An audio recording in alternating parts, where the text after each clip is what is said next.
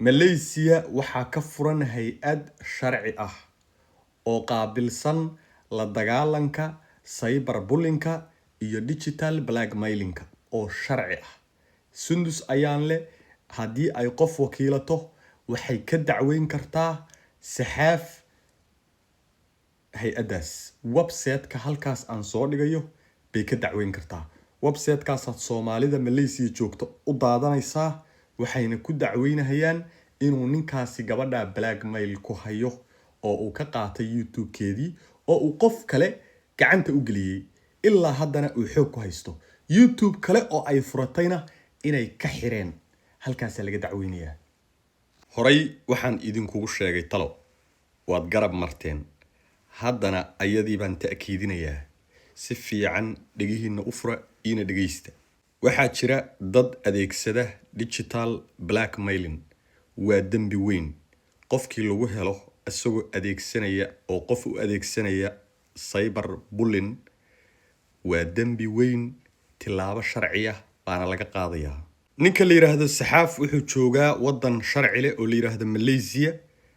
haddii dawladda Malaysia loo gudbiyo dambiyada uu gabadha ka galay ee ah digital blackmailing iyo cyberbullying iyo waliba rikaato uu kaga haysto YouTube-keedii oo uu YouTube-keedii u gudbiyay shakhsi kale ayadoo dadka oo dhan ay wada daawanayaan cadaymihii iyo wax walbana ay YouTube-ka iyo Facebook-ga iyo TikTok-ga ay yaalaan tilaabo sharciya bay dawladda Malaysia ka qaadaysaa. sida marka qofka loo dacweeyo dhaca qof nool YouTube-kiisa ama wajigiisa ama muuqaalkiisa ama hantidiisa ah YouTube ama Facebook ama TikTok sida loo dacweeyo oo dawladda loogu dacweeyo way fududahay. Sundus ayaan leh waa inay qof wakiilataa jooga Malaysia ama jooga dibadda. qodobka koobaad waa in la helaa dad fahansan sida loogu qaban karo lawyer cyberbullying iyo digital blackmailing ku takhasusay oo jooga dibadaha ama Malaysia. kadib waa in ay soo qortaa Sundus form ku saabsan dacwadeeda iyo qofka ay wakiilanayso oo ay u wakiilanayso dacwadeeda inuu goobjooga ka ahaado oo ay u soo buuxisaa form ay soo saxiixday oo ay leedahay qofkaasaan u wakiishay inuu aniga dacwadeyda lawyerkaas kala shaqeeyo. waa qodobka koobaad. qodobka labaad waxaan halkan idiin soo dhigayaa sida loo dacweyn karo YouTube-ka saxaaf oo hawada asagana YouTube-kiisa looga saari karo oo loogu dacweyn karo shirkadda YouTube oo loogu qori karo qoraallo ku saabsan gabadhaas inuu ku sameeyay cyberbullying iyo digital blackmailing. haddaba fiidiyowgan markii aad halkan soo gaartay waxaan kuugu xijinayaa sida gabadhaas xaqeedii loogu soo celin karo oo ninkaas meel looga saari karo. qodob u dul istaaga una daawada gabadhaas YouTube-keeda waa loo soo celinayaa haddaad tilaabooyinkan sharciga qaadaan. ma jiro meeshaan dagaal, ma jiro buuq, ma jiro qaylo. waxa la isku adeegsanayo waa cilmi. cilmiga haddaydaan aqoon dad yaqaan oo idin fahansiiya baanu idin keenaynaa. hadda waxaad daawataan fiidiyowga ku xiga oo ah sida aad u dacweyn kartaan YouTube-ka saxaaf.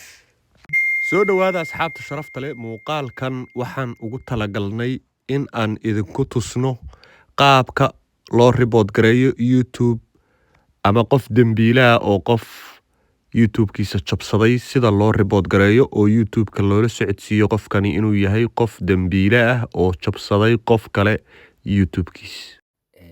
in aan idinku hago ama idin tuso sida wax loo report gareeyo.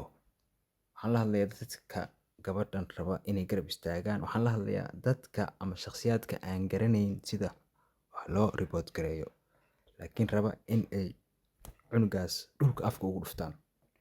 haddaba ila soco waxaad tegaysaa meesha ugu koreysa ee ka koreysa sawirkiisa ee saddexda dhibcood waad aragtaa sooma, 3 dhibcood waana ku calaamadiyey. saddexdaas markaad taabatid waxaa kuu soo baxaya 1 2 3 4 qoraal baa kuu soo baxaya. qoraalka saddexaad waxaa ku qoran report user, kaasaa taabanaysaa. qoraallo badan baa kuu soo baxaya, soo ma jeedid? qoraalladaas kuu soo baxaya baa waxaad taabanaysaa midka saddexaad, midka saddexaad kan ayaa taabanaysaa. kan markaa kaa taabatid maxaa ku qoran? impersonation baa ku qoran.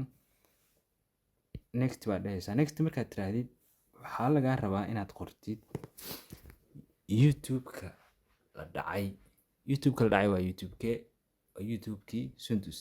okay, Sundus ayaa le saas ugu qoraysaa. muhiimaddu waa in magaceeda aad qortid. next baa dhahaysaa. ma noo sheegaysaa macluumaad dheeri ah? waad qori kartaa haddaad rabtid. haddaad rabtidna ma qoraysid macluumaad dheeri ah ama faahfaahin si youtube shirkaddu ay u fahanto si ay wax u jiraan. so waa qoraynaa.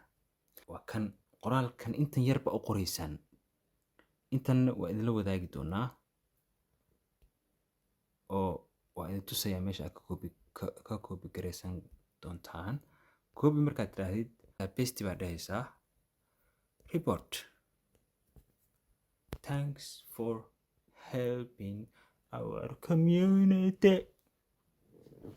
hadday kuu soo baxdo okay, waad taabanaysaa. sheekada way isku dhammaatay.